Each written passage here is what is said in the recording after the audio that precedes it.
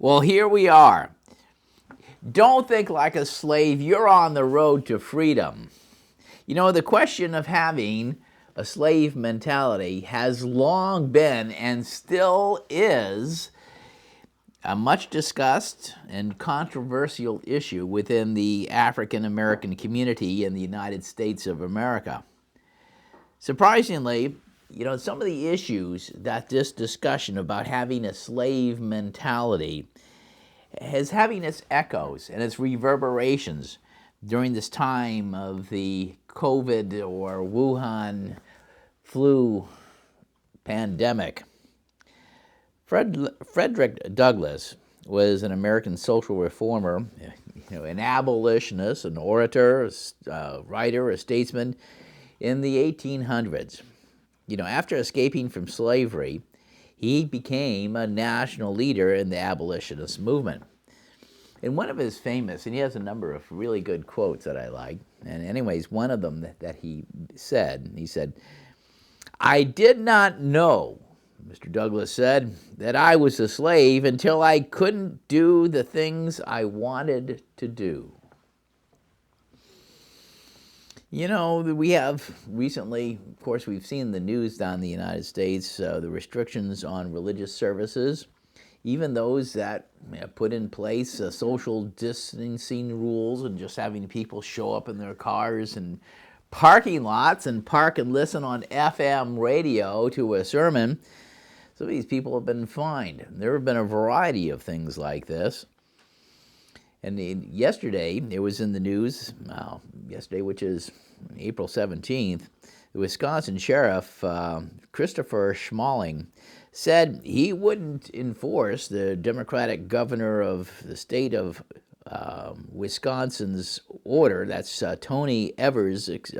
He wanted to extend the coronavirus pandemic lockdown order until May 26th. And, essentially, and the sheriff called it unconstitutional, draconian. He said such an extension would mean that there would be another 6 weeks in which law-abiding Americans would basically be confined to house arrest. The American state of Wisconsin has a population of about 5.6 million, and so far it's only had about 170 deaths attributed to the virus. Given those statistics, a reasonable person said, would you lock down an entire state and shut down the economy until for another 6 weeks? A statement, anyway, Schmaling said, from his perspective, state law does not have the power to supersede or suspend the constitutional rights of American citizens. The overreaching measures taken by state government will have dire lifetime consequences for businesses, homeowners, and families.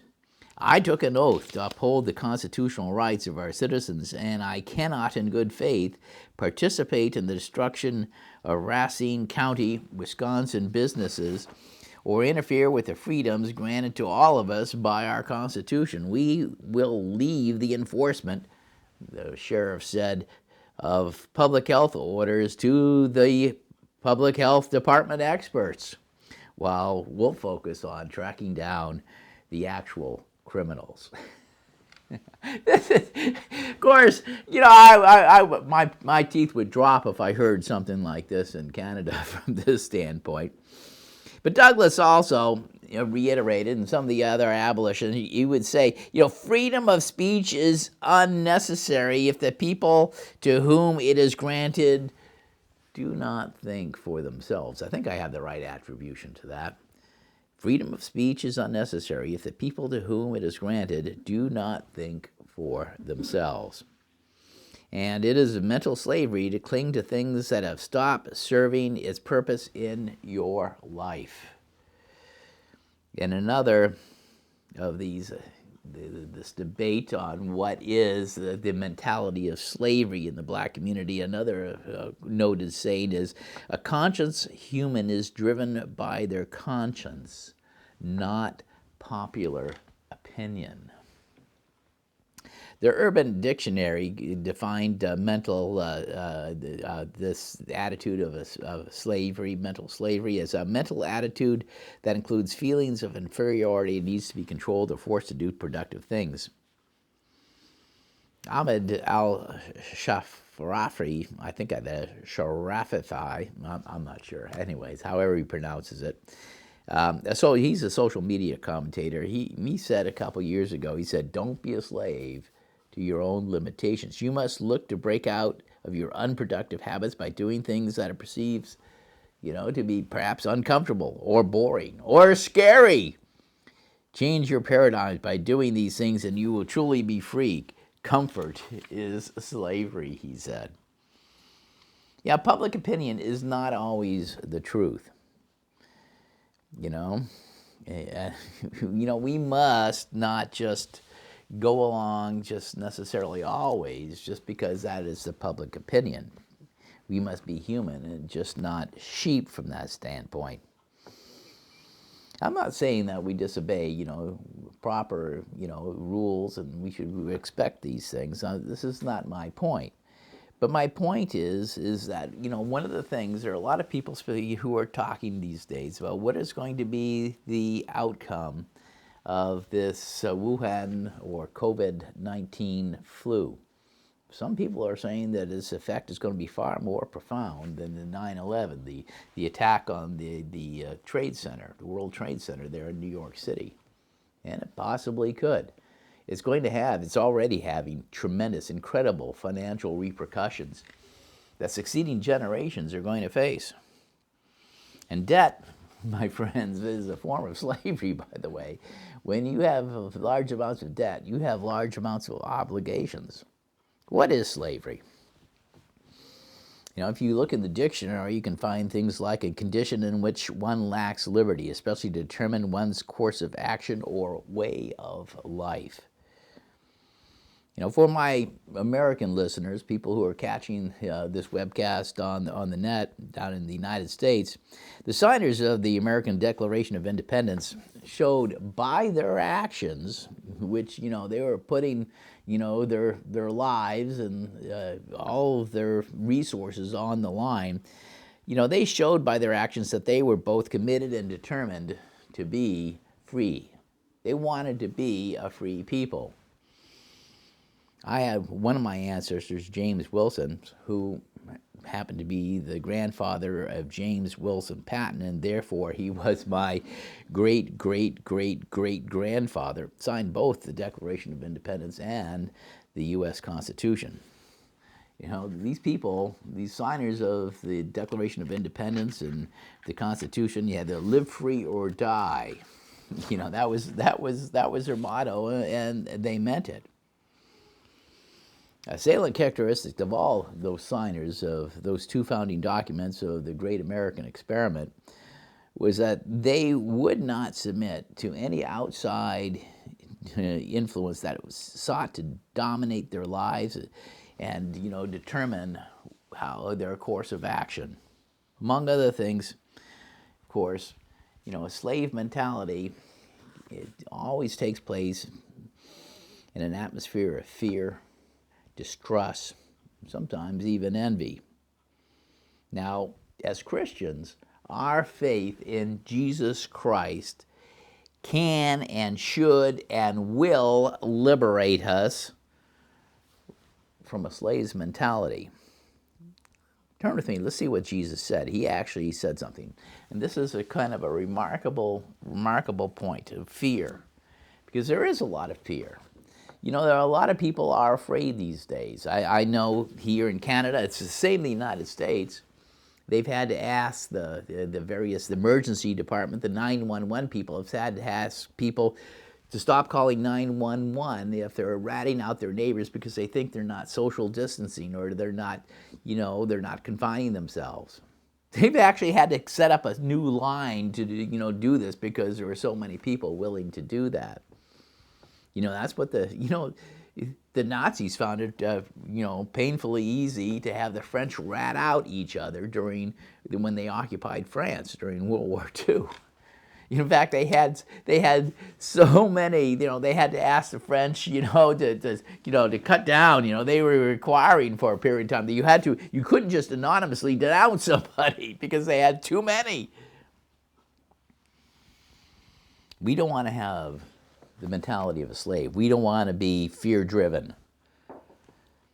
Jesus said this. Let's go to John chapter 8, verse 31. I'll cite the Phillips translation. So Jesus said to one of the Jews who believed in him, "If you are faithful to what I have said, you are truly my disciples." In other words, if we say we're Christ's, we have to, follow his example. We have to do as he do and, as he did and all this. We have to follow what he's saying. We have to be consistent with that. If you are faithful to what I have said, you are truly my disciples. And you will know the truth, and the truth will set you free. God's word is the truth. This is, of course, a highly controversial position here in the 21st century. Verse 33, but we are descendants of Abraham. Jesus, his opponents, his intellectual opponents replied, and we have never in our lives been any man's slaves. How can you say to us, you will set us free? And Jesus made this, he said, okay, let's put a fine point on this. He answered, he said to him, believe me when I tell you that every man who commits sin is a slave. For a slave is no permanent part of the household, but a son is. If the Son, that is the Son of God, then sets you free, sets us free from all our sins, which is what we just went through in this whole thing of the Passover, and we learned about this during the days of unleavened bread. If the Son then sets you free, you are really free. Now, as Christians, we are blessed. We really are to have these, to have the Scriptures and the accounts, that talk about our ancestors in the faith. And they are our ancestors in the faith. The ancient Israelites, as I quoted, from the Apostle Paul in Colossians 10 and some of my recent messages. Corinthians 10. Sorry, misspoke there. He made the point to these Greeks. He said, now you have become part of the redemptive history. You have become part. This is your story, because when you become, a member of the Christian household, you're Abraham's seed. This becomes your story, and we're going to inherit the promises that he gave to his people. So we're blessed to have the Scriptures and their account about ancient Israel wandering in the wilderness to help us explain to us this, the spiritual dangers that come from staying in or holding the mentality of a slave in this world. We must not be slaves. We might be physically enslaved at some point in time and forced to do stuff, but we shouldn't have the mentality of a slave.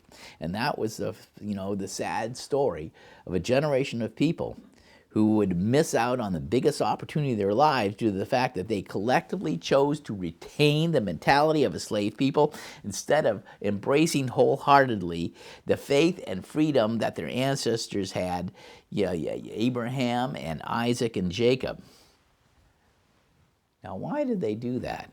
Well, of course, it goes back to why do people become slaves? Oftentimes, they're captured or whatever, but then they're held as slaves because they are fearful.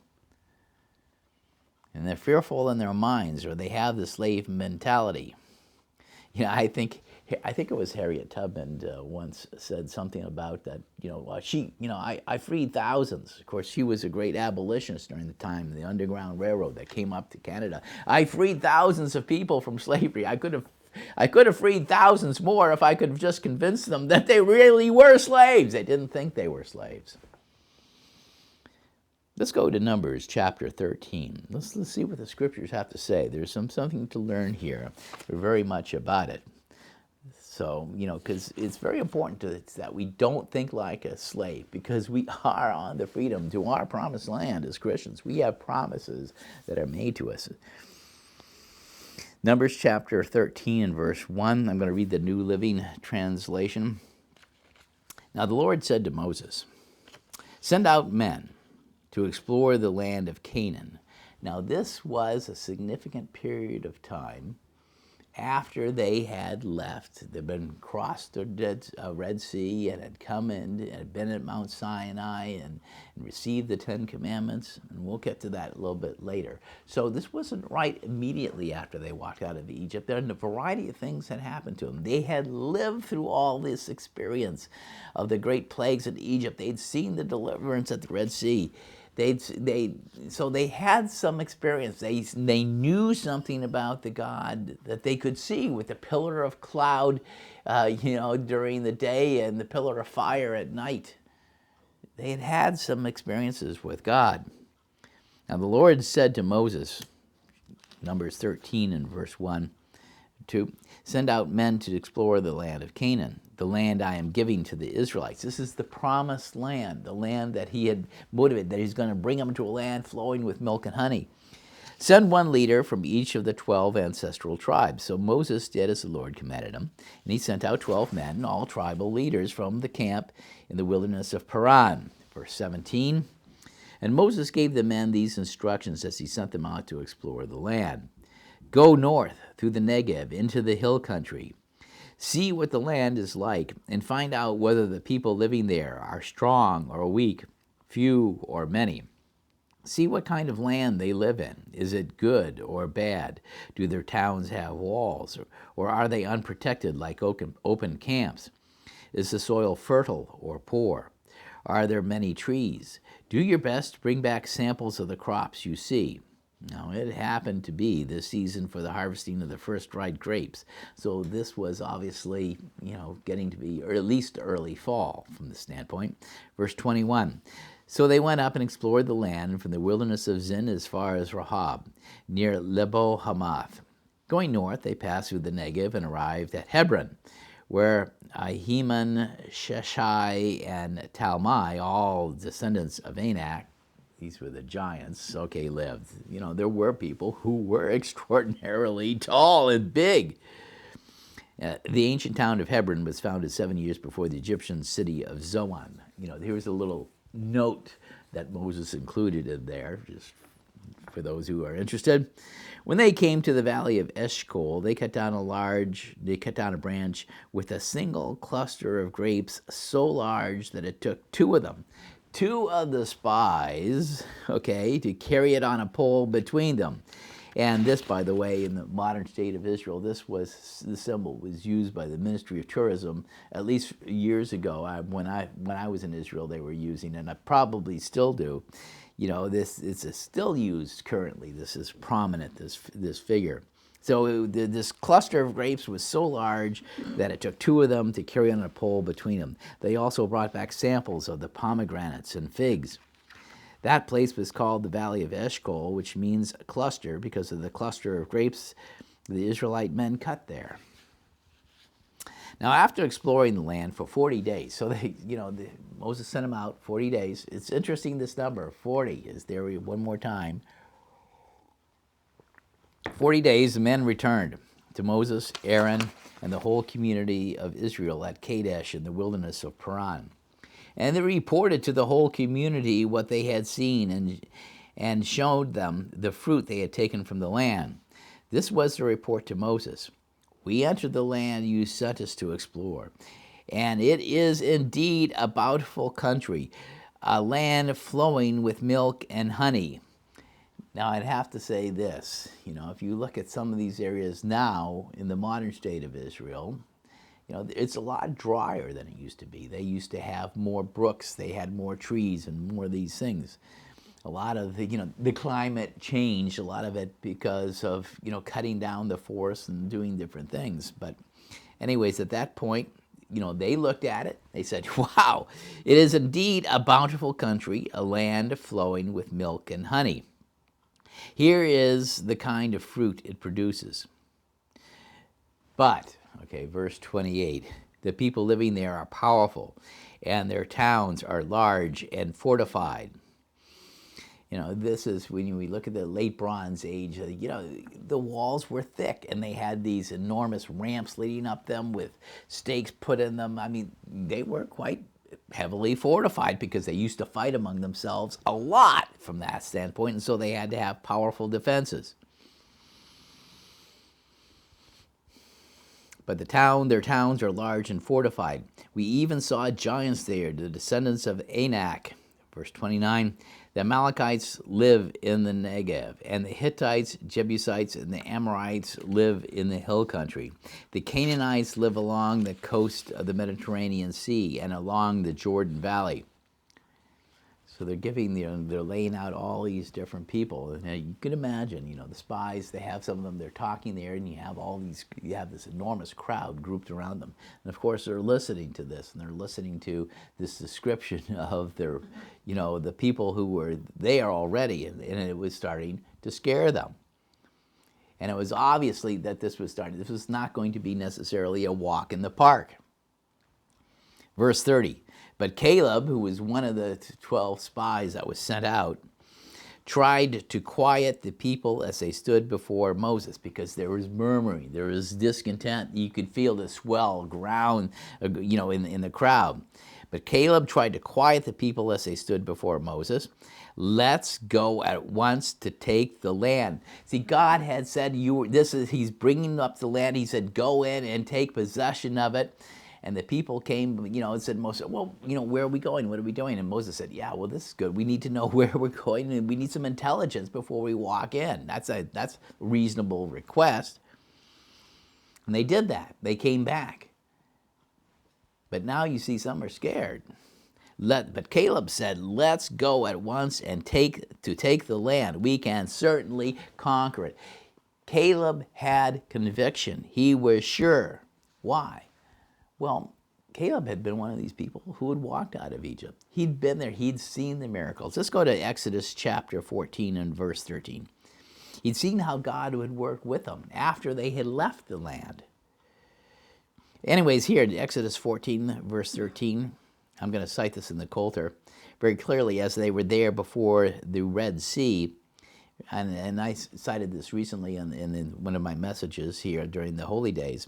And Moses said to the people, fear not. Okay, do not fear. Fear not. Stand still and see the salvation of the Lord, which he will work for you today. For the Egyptians, who were the mightiest military power of the ancient world, with their horses and chariots and armor and weapons, for the Egyptians whom you have seen today, you will never see them again. See, they had this experience.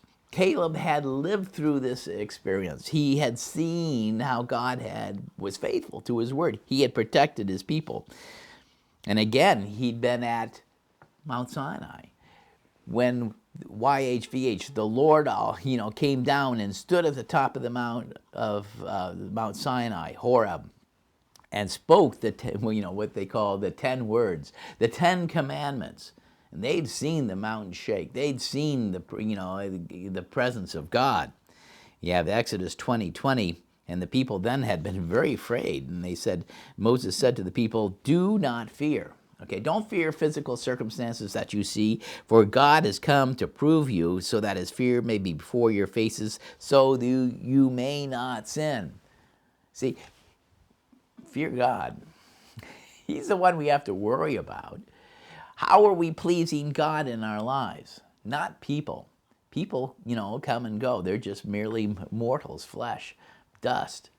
We're only here for a short period of time. We have eternal promises. Do not fear, for God has come to prove you, so that his fear, his respect, your being awe of what he says, has come before your faces, so you may not sin. So that other things won't take, you'll say, well, no, I don't want to I'm not going to worry about it. It's a very interesting thing when my namesake, General Patton, was training his troops in the California desert before he went over to fight Rommel in the Africa Corps there in Tunisia, Morocco, and Algeria, all this area, in 1942. He had to train the troops who were just civilians who'd been drafted and brought in, these young men, boys, and he gave them discipline, and he trained them, he taught them, and the whole point was that he wanted them in many ways to fear him more than they would fear the Germans. They would be more willing to do his orders, to follow orders, rather than to disobey. Whatever the Germans might do, it would be nothing to what General Patton would do to them. Anyways, Moses said to the people, "Do not fear, for God has come to prove you, so that his fear may be before your faces, so that you may not sin." Let's go to Isaiah 41. Isaiah 41. And we'll go to verse 10, Amplified Bible version. Again, this message is repeated. The prophet is saying, do not fear. He said, don't fear anything. See, that's the idea. For I am with you, God says. Don't fear anything, for I am with you. Do not be afraid, for I am your God. I will strengthen you. Be assured, I will help you. I will certainly take hold of you with my righteous right hand. Indeed, all those who are angry with you and who with you will be put to shame and humiliated. Of course, at this point in time, the nation of Israel was facing some very powerful enemies, the Assyrian Empire at that point in time. And those who strive against you will be as nothing and will perish. You shall search for those who quarrel with you, but will not find them. Those who war against you will be as nothing at all. For I, the Lord your God, keep hold of your right hand. I am the Lord. I am the one you need to respect, who says to you, do not fear, I will help you. God's people have had to have this message whenever we have had enemies, foreign or domestic, from that standpoint. Do not fear, I will help you. Now let's go back to the account there, the spies, and back to Numbers 13. So Caleb had stood up and said, let's go in at once to take the land, for we can certainly, conquer. We can overcome all these obstacles. It doesn't matter if they're, the sons of Anak or anything else, or they're the highly fortified. We can take these things, because Caleb knew that if God is for us, if God will help them, then they need not fear. They will overcome all their obstacles and enemies. Verse 31, but the other men, the spies who had gone to explore the land with Caleb, disagreed. We can't go up against them. They're stronger than we are. So they spread this bad report about the land among the Israelites. Sort of an ancient version of, fake news. They were discrediting, and building up the fears of the people. The land we traveled through and explored will devour anyone who goes to live there. All the people we saw were huge. We even saw giants. They're the descendants of Anak. Next to them, we felt like grasshoppers, and that's what they thought too. So there was a certain amount of exaggeration. Yeah, it was the ancient world's equivalent of fake news. I mean, they were big, but, the bigger they are, the harder they fall from this standpoint. Hadn't the children of Israel, you think about it, hadn't the children of Israel seen Moses' example of godly leadership from the first time he appeared to them, to Egypt, to that very day? Hadn't they seen how God acted, how God delivered them and rescued them? Why were they afraid of these latest obstacles of going into the promised land? Now, they had experience with God. They'd had tough times before. They should have known better. Let's go to Exodus chapter 15, verse 22. Exodus 15 and verse 22. Then Moses led the people of Israel away from the Red Sea. They'd crossed the Red Sea. And so, it's the Red Sea. And they moved out into the desert of Shur. And they traveled in this desert for 3 days without finding any water. And you can only carry a small amount of water with you when you do this. And when you do something like this, and they were running low, they had all these animals. Yeah, it was a serious situation. Verse 23, and when they came to the oasis of Marah, the water was too bitter to drink. And they called the place Marah, which means bitter. Then the people complained and turned against Moses. What are we going to drink? They demanded. So Moses cried out to the Lord for help, and the Lord showed him a piece of wood. Moses threw it into the water, and it made the water good to drink. It was a miracle. It was, God simply used this. It was a physical sign to encourage other people. Moses threw it into the water, and this made the water good to drink. It was there at Marah that the Lord set before them the following decree as a standard to test their faithfulness to them. And he said, "If you will listen carefully to the voice of the Lord your God and do what is right in his sight, obeying his commands and keeping all his decrees, then I will not make you suffer any of the diseases I sent on the Egyptians, for I am the Lord who heals you." Standard of faithfulness. If we do what is right, God is with us and will help us if we're doing what is right. Now let's go to Exodus 16. The children of Israel had another experience. Exodus chapter 16 and verse 1. Then the whole community of Israel set out from Elim and journeyed into the wilderness of Sin, which is actually Sinai. Wilderness, it's an interesting coordinate, between Elim and Mount Sinai. And they arrived there on the 15th day of the second month, 1 month after leaving the land of Egypt. There, too, the whole community of Israel complained about Moses and Aaron. So they were complaining about their leadership one more time, the human leaders God had given them. "If only the Lord had killed us back in Egypt," they moaned. "There we sat around pots filled with meat and ate all the bread we wanted. But now you have brought us into the wilderness to starve us all to death." So, they were constructing a false narrative in many ways.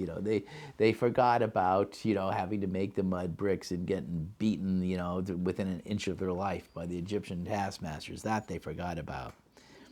Then the Lord said to Moses, "Look, I'm going to rain down food from heaven for you. Each day the people can go out and pick up as much food as they need for that day. I will test them in this to see whether or not they will follow my instructions." And you can read the balance of the account here in Exodus chapter 16. And he did. He provided quail. He provided manna. And he provided all these things. He didn't take it, from that aspect. They were out in the desert. God did provide for them. They learned that. They knew that. They'd seen God rescue them from the Egyptians there at the shore of the Red Sea. They'd seen how God will provide them with water. There they are in a desert, and there are a lot of them. Some say 3 million people. I know there are commentators that don't believe there are that many, but the scriptures say there. You can posit fairly easily that there were 3 million people. And then how are you going to feed them? Well, he has manna. He has the quail. They show up, feed all these people. He wasn't putting them their grandkids in debt. Like the way our current governments are doing, spending trillions of dollars or 100 billion or whatever, adding on to our debt. Anyways, let's go to Exodus 17. Exodus 17 and verse 1. Again, in a desert, water is life. Exodus 17 verse 1. At the Lord's command, the whole community of Israel left the wilderness of Sinai and moved from place to place. Eventually they camped at Rephidim, and there was no water there for the people to drink. So once more the people complained against Moses. So you had the previous one at the oasis of Marah, and now there's still no water to drink, because it is a desert. So once more the people complained against Moses. "Give us water to drink," they demanded. "Quiet," Moses replied. "Why are you complaining against me? And why are you testing the Lord?" But tormented by thirst, they continued to argue with Moses. "Why did you bring us out of Egypt? Are you trying to kill us, our children, our livestock with thirst?" Then Moses cried to the Lord, "What should I do with these people? They are ready to stone me." And the Lord said to Moses, "Walk out in front of the people, take your staff, the one you used when you struck the water of the Nile, and call some of the elders of Israel to join you, and I will stand before you on the rock at Mount Sinai. Strike the rock, and the water will come gushing out. Then the people will be able to drink." So Moses struck the rock as he was told, and water gushed out as the elders looked on. And Moses named the place Massah, which means test, and Meribah, which means arguing, because the people of Israel argued with Moses and tested the Lord by saying, "Is the Lord here with us or not?"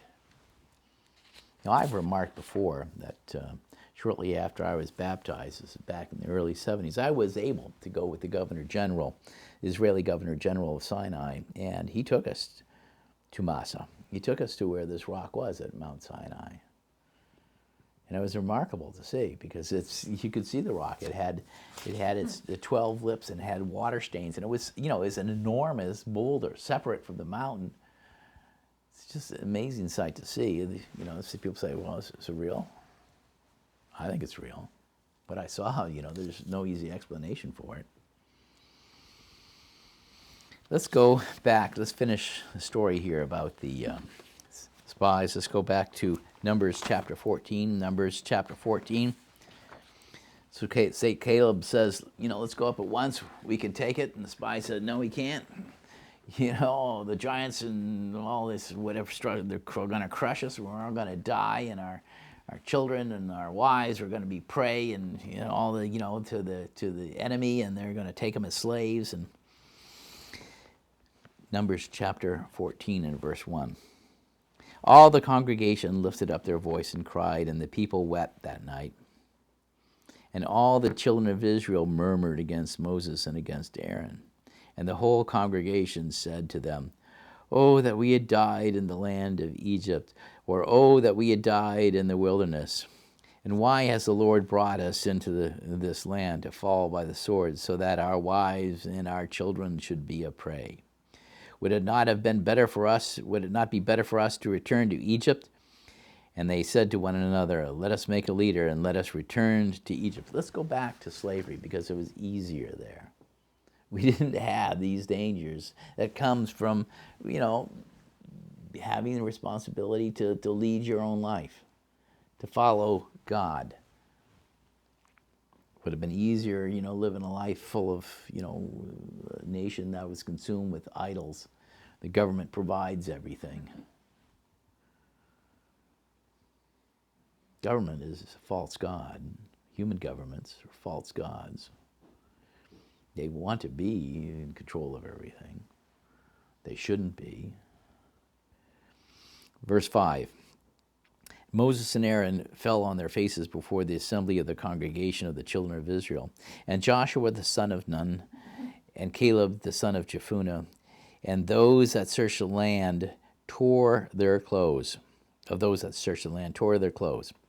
And they spoke to all the company of the children of Israel, saying, "The land that we passed through to scout out is an exceedingly good land. If the Lord delights in us, then he will bring us into this land and give it to us, a land that flows with milk and honey. Only do not rebel against the Lord, neither fear the people of the land, for they are bread for us. Their protection has been removed from them, and the Lord is with us. Do not fear them." Don't fear them. We've had all this experience with God. The Lord is with us. Why should we fear them? Verse 10, but all the congregation said to stone them with stones. And the glory of the Lord appeared in the tabernacle of the congregation before all the children of Israel. And the Lord said to Moses, "How long will those people provoke me? And how long will it be ere before they believe me? For all the signs that I have shown among them." God must have said, "What is it? They don't get it." See, they had a mentality of the slave. They were dominated by this fear. They hadn't gotten the big picture. They didn't know. "I will strike them with the pestilence and will disinherit them, and will make of you a greater and mightier nation than they." And Moses said to the Lord, "Then the Egyptians will hear, for you have brought this people in your might from among them, and they will tell it to the inhabitants of this land. They have heard that you, Lord, are among this people, who is seen eye to eye." It's a remarkable thing here. Moses is reasoning with the Lord. He's reasoning with God, saying, "Look, you've done all these things. They don't get it, but it's here and it's seen and it's reported. You are the Lord, and your cloud stands over them. And you go before them in a pillar of cloud by day and a pillar of fire by night. And will you kill all this people as one man? Then the nations who have heard your fame will speak, saying, because the Lord was not able to bring this people into the land which he swore to them, therefore he has slain them in the wilderness. And now I beseech you, let the power of my Lord be great, according as you have spoken, saying, the Lord is long-suffering and of great mercy, forgiving iniquity and transgression. But by no means clearing the guilty, visiting the iniquity of the fathers on the sons to the third and fourth generation. I beseech you, Moses said, pardon the iniquity of this people according to the greatness of your mercy, and as you have forgiven this people from Egypt even until now. And the greatness of God, here's his response, and the Lord said, I have pardoned according to your word. But truly as I live, all the earth shall be filled with the glory of the Lord. And because all those men who have seen my glory and my miracles which I did in Egypt and in the wilderness, and have tempted me now these 10 times, and have not hearkened to my voice, surely they shall not see the land which I swore to their fathers, neither shall any of them that provoked me see it. They weren't going to go into the promised land. However, verse 24, but my servant Caleb, and this would include Joshua, the son of Nun, too, because he was the same opinion as Caleb, because he had another spirit with him, and has followed me fully, I will bring him into the land into which he went, and his children shall possess it. His children will possess it. Caleb and Joshua would live, and they would enter the promised land. It was going to be many, many years later, because these men were motivated. They were animated by another spirit was with them, God's spirit, the Spirit of God, which is a spirit of power and of love and of sound-mindedness. We'll read that in a second. Let's go to 2 Timothy. 2 Timothy chapter 1 and verse 7. 2 Timothy chapter 1 and verse 7, Amplified Bible Version. For God did not give us a spirit of timidity or cowardness or fear, but God has given us a spirit of power and of love and of sound judgment and personal discipline. Personal discipline, which means the ability to remain calm and well-balanced in your mind and the self-control. And that's what, Caleb and Joshua had at that point. They weren't animated by a spirit of fear or timidity or cowardice or slavery. See, they didn't want to go back to Egypt. They preferred to trust God and face whatever the challenges were that they were going to have to face. But, the story is, of course, in the rest of the chapter, the children of Israel, you can read, it's in the book, would enter the promised land. But the children of that generation, those who refused to go up when God asked them to, they would fall in the wilderness. Moses would tell them this. Verse 35, when God, saw all this going on, he said, verse 30, you shall certainly not come into the land which I swore to make you to dwell in, except Caleb the son of Jephunneh and Joshua the son of Nun. But your little ones, which you said would be a prey, be kidnapped and taken and captured and taken into slavery, I will bring them in, and they shall know the land that you have despised. But as for you, your carcasses shall fall in this wilderness. Because they didn't have faith. And your children shall feed in the wilderness 40 years and bear your whoredoms until your dead carcasses have been consumed in the wilderness. According to the number of days in which you search the land, 40 days, day for a year, you shall bear your iniquities, 40 years. and you shall know my displeasure of this generation. I, the Lord, have spoken it, and I will surely do this to all this evil congregation who gather together against me, and they shall be destroyed in this wilderness, and they shall die.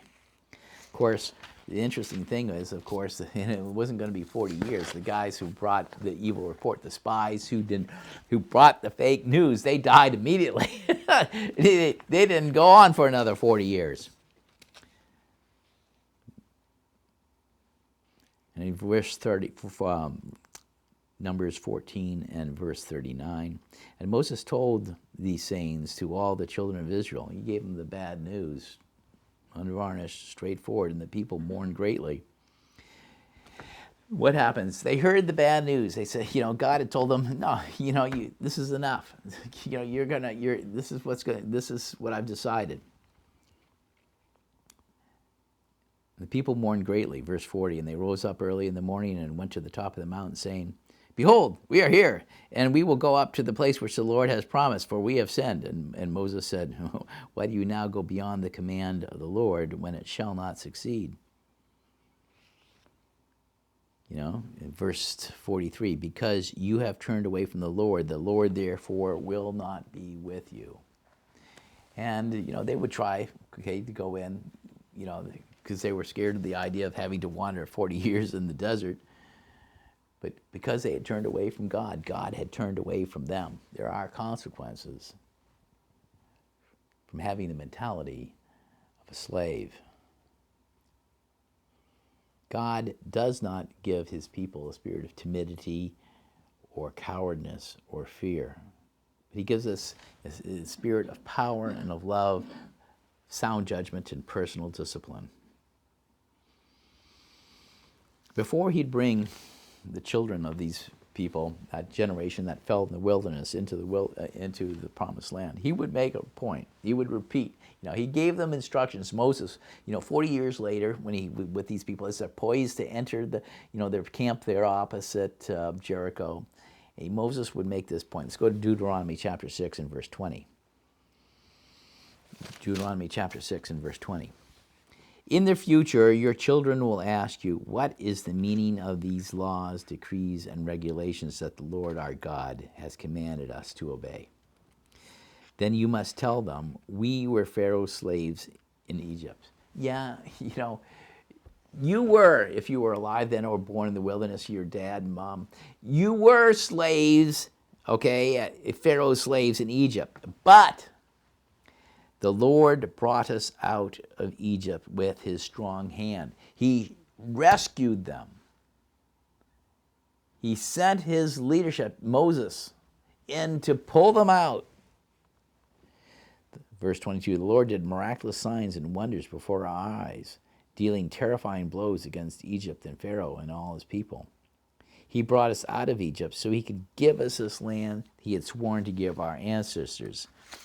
Verse 24, and the Lord our God commanded us to obey all these decrees and to fear him so that he can continue to bless us and preserve our lives as he has done this day. See, our actions have consequences. If there's disobedience, there are bad consequences. In our nations right now, Canada and the United States of America, there is tons of disobedience and there are tons of consequences. It's sad to say, but it's true.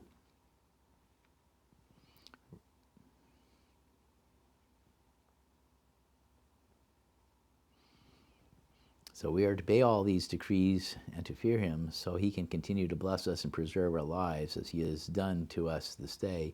For we will be counted as righteous when we obey all the commands the Lord our God has given us.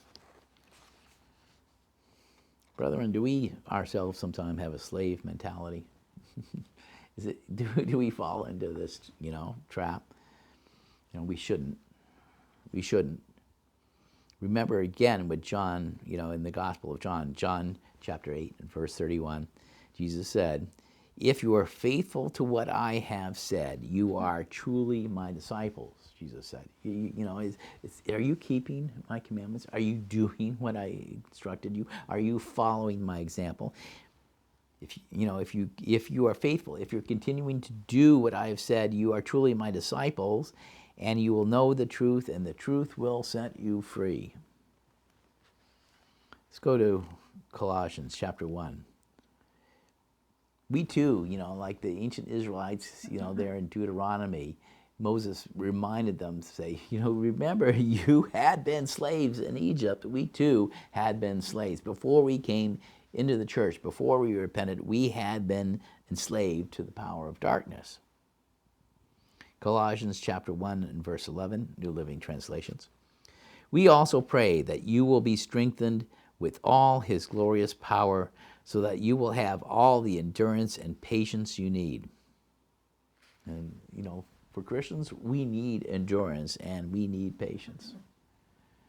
May you be filled with joy, always thanking the Father. Because we're looking at the big picture. We're looking at the promises God has given us. He has enabled you to share in the inheritance that belongs to his people who live in the light. This inheritance of life everlasting in the kingdom of God, which is a glorious promised land. Verse 13, for he has rescued us from the kingdom of darkness, just as he rescued the ancient Israelites from Pharaoh in Egypt, and transferred us into the kingdom of his dear Son, who purchased our freedom with his blood and forgave us our sins. Which means he liberated us, because sin enslaves.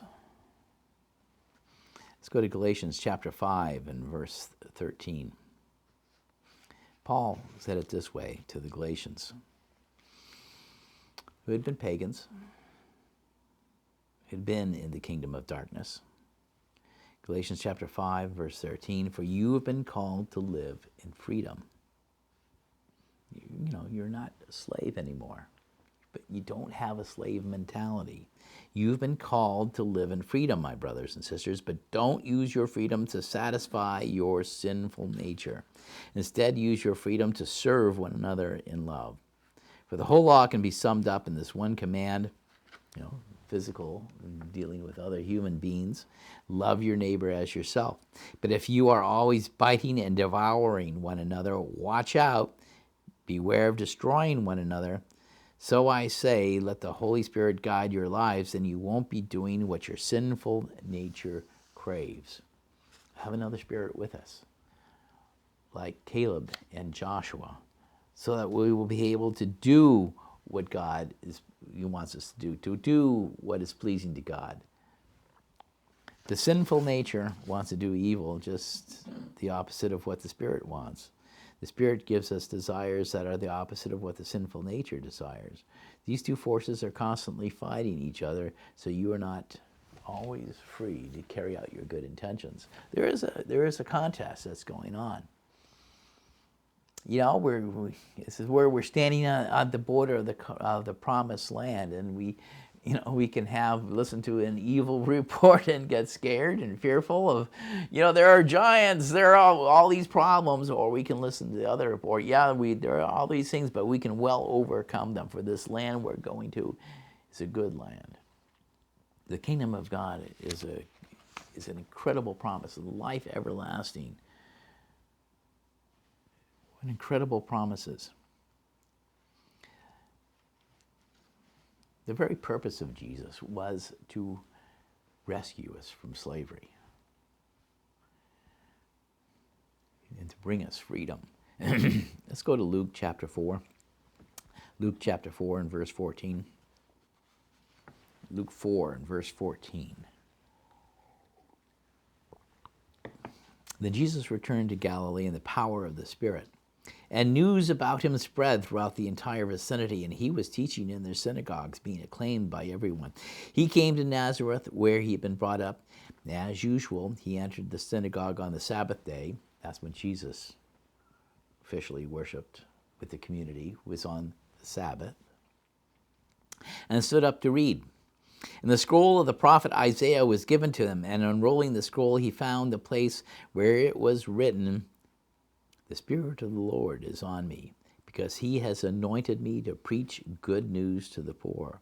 He has sent me to proclaim freedom to the captives," Satan's captives, and recovery of sight to the blind, to set free the oppressed, to proclaim the year of the Lord's favor. Then he rolled up the scroll. He stopped, by the way, because if you read the rest of the scripture there in Isaiah, he said, then there's also the judgment that comes later on. In his second coming, he will deliver judgment. But the first coming, he has the message of the gospel and the freedom to the captives, to set free the oppressed, to proclaim the year of the Lord's favor. This is a time, a good time. So he rolled up the scroll, handed it back to the attendant, and sat down, and all the eyes of everybody in the congregation was fixed on him, and he began to say to them, today, as you listen, the scripture has been fulfilled. And many of them would find that hard to believe. Let's close with this one in Romans chapter 8. Romans chapter 8 and verse 18. Romans 8 and verse 18. I'm going to cite this in the Holman Christian Standard Bible. Paul said this in this letter to the Romans, who were coming out of the Roman society. These were people who lived, as it were, where the Roman emperors had all their power and their authority, and to be a Christian was to be a member of a despised minority. For I consider that the sufferings of this present time, Paul wrote, are not worth comparing to the glory that is going to be revealed to us. The promised land that we have is far more glorious than what the ancient Israelites had before them. Verse 19, for the creation eagerly waits with anticipation for God's sons to be revealed, for the children of God to be revealed in their glory. For the creation was subjected to futility, not willingly, but because of him who subjected it, in the hope that the creation itself will be set free from the bondage of corruption, the decay of death, and all the futility of this, into the glorious freedom of the children of God. That is what, we have to look forward to. God has promises to his people, and he will perform it. Yes, the question of having a slave mentality has been much discussed among many. We don't need to have the mentality of a slave. We have a spirit with us, the Holy Spirit, which is a spirit of power and of love and of sound mind, and we can consider the example of what we read here about the children of Israel in the wilderness and not fall after their example of unbelief. Let us have faith and continue to do what is pleasing to God as we are on this road here to Pentecost. Till next time.